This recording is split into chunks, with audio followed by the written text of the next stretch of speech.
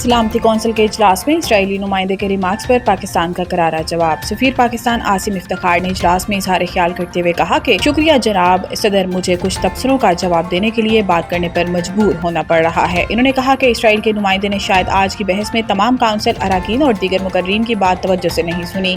इन्होंने कहा कि हमारी राय में ये नाकाबिल कबूल बल्कि मुज़हिका खेज है कि एक जाहरे काबिज अक़वाम मुत्तहिदा के चार्टर और बैनुल अक़वामी कानून का मुसलसल खिलाफ वर्जी करने वाला मुल्क यानी इसराइल इस ऐवान का गलत इस्तेमाल करे और इस काउंसिल के तकद्दुस की तौहीन करे। आसिम इफ्तिखार ने कहा कि ये पहला मौका नहीं है दूसरों पर उंगलियां उठाना है और बेबुनियाद इल्ज़ामात लगाना दरअसल अपनी ही गैर कानूनी कार्रवाइयों और बैनुल अक़वामी कानून की खिलाफ वर्जियों को छुपाने की एक कोशिश है। इन्होंने कहा कि इसराइल ने एक गैर मुतल्लका वाक़ये का हवाला देना भी ज़रूरी समझा और पाकिस्तान के बारे में गुमराहकुन रिमार्क्स दिए ताकि अपनी ही गैर कानूनी कार्रवाइयों और बैनुल अक़वामी कानून की खिलाफ वर्जियों को दुरुस्त साबित कर सके। कतर समझता है कि इसके साथ धोखा हुआ है और मामला अब फ़लस्तीन से आगे बढ़ेगा।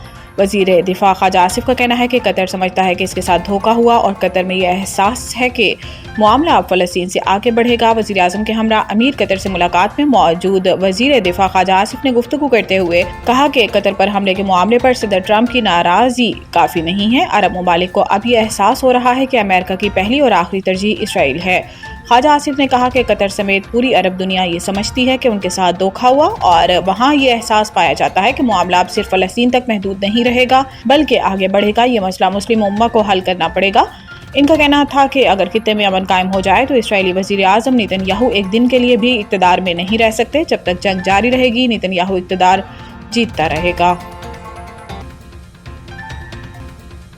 तोशाखाना 2 इमरान खान और बुशरा बीबी की जल्द समाअत और ट्रायल रोकने की दरख्वास्त दायर। हाई कोर्ट में ये अपील बैरिस्टर सलमान सफदर और चौधरी के जरिए दायर की गई, जिसमें मौक़िफ़ इख्तियार किया गया है कि ट्रायल कोर्ट ने नवंबर 2024 में बरियत की दरख्वास्त मुस्तरद की थी, जिसके खिलाफ 21 जनवरी 2025 को अपील दायर की गई। अपील की आखिरी समाअत 25 अप्रैल को हुई। इसके बाद से मामला ज़ेरे इल्तवा है। दरख्वास्त में मजीद कहा गया है कि अपील में ताख़ीर से दरख्वास्त गुजार के बुनियादी हकूक मुतासिर होने का खदशा है, जबकि ट्रायल कोर्ट गैर मामूली तेजी से कार्रवाई आगे बढ़ा रही है। दरख्वास्त गुजार के मौक़िफ़ के मुताबिक अपील पर फैसला आने से पहले अगर ट्रायल मुकम्मल हो गया तो अपील का फ़ायदा ख़त्म हो जाएगा। इसलिए अदालत से इस्तदा की गई है कि अपील का फैसला होने तक ट्रायल रोका जाए।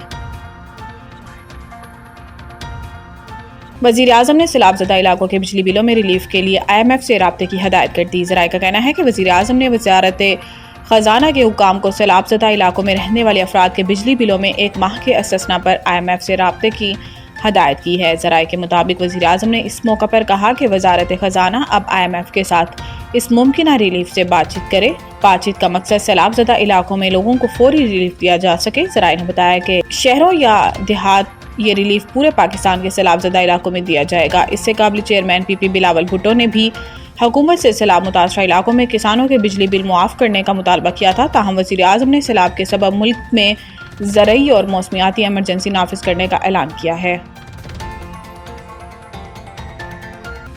दरियाए सिंध में पानी की सतह बुलंद। नौशहर फिरोज में कई बस्तियां ज़ेरे आब, इलाका मकीन नकल मकानी पर मजबूर। महकमा आबपाशी के मुताबिक नौशहर फिरोज से 3 लाख क्यूसिक का रेला गुजर रहा है। कश्मीर में सैलाबी सूरत हाल बरकरार है। पैंदन के मकाम पर पानी की सतह 6,65,576 क्यूसिक है। गुड्डू बैराज के मकाम पर पानी की सतह में इजाफा हुआ है। गुड्डू बैराज अप स्ट्रीम में पानी की सतह 5,12,662 क्यूसिक है। पंजाब के तीनों दरियाओं के गिर्द रहने वाली आबादियों को सैलाब के बाईस मुश्किलात दरपेश हैं। शुमाली पंजाब के अजला सियालकोट, लाहौर, गुजरावाला, फैसलाबाद, वजीराबाद, शेखुपुरा, कसूर समेत मुतअद्दिद इलाकों से पानी क्लियर हो चुका है, जबकि जनूबी पंजाब के बिश्तर अजला अब भी सैलाबी पानी में डूबे हुए हैं। मुल्तान, बिहाड़ी, मुजफ्फरगढ़, राजनपुर, लोधरा, अलैया, खानेवाल, बहावलपुर और बहावलनगर के बिश्तर इलाकों में पानी जमा है। एशिया कप T20 पाकिस्तान अपना पहला मैच आज ओमान के खिलाफ खेलेगा। ओमान के खिलाफ पाकिस्तान के मैच को भारत के खिलाफ इतवार के बड़े मुकाबले से कबल वार्म अप के तौर पर देखा जा रहा है। इस मैच से कबल पाकिस्तान क्रिकेट टीम के हेड कोच माइक हेसन ने दुबई की पिच का मुआयना किया और प्रेस कॉन्फ्रेंस से उसे बैटर्स के लिए साजगार करार दिया। हिसन का कहना था कि पाकिस्तानी टीम में मल्टी स्किल्स खिलाड़ी मौजूद हैं। दूसरी जानिब ओमान की टीम के कप्तान जदेंद्र सिंह ने प्रेस कॉन्फ्रेंस में कहा कि पाकिस्तानी टीम का ओमान से कोई मुकाबला नहीं है, मगर T20 फॉर्मेट में कुछ भी हो सकता है। उनका कहना था कि एशिया कप में बड़ी टीमों के खिलाफ खेलना ओमान के लिए एक मौका है।